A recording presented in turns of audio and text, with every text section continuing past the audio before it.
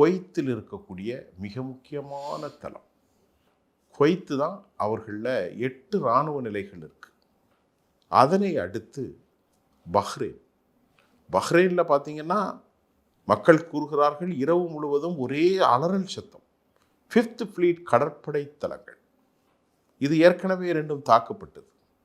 அமெரிக்க சேதாரத்தை தாண்டி 3ஆவதாக வரலாற்றில் இதுவரை தாக்கப்படாமல் இருந்ததாக இந்த போர் வரலாற்றில் ஜொர்டானில் அம்மான் என்கின்ற நகரிலிருந்து சற்றேறக்குறைய 100 கிலோமீட்டர் தாண்டி அது இஸ்ரேலுடைய பார்டரை பகிர்ந்து கொள்ளக்கூடிய ஒரு பெரும் விமானத்தளம்.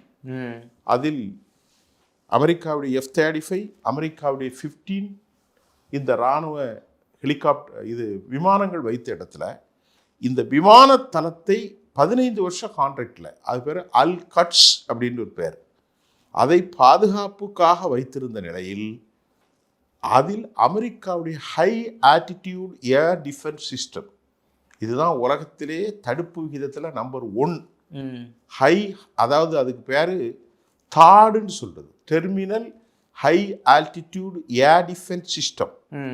அதை அடிச்சு நொறுக்கி தளத்தை காலி பண்ணிட்டான்.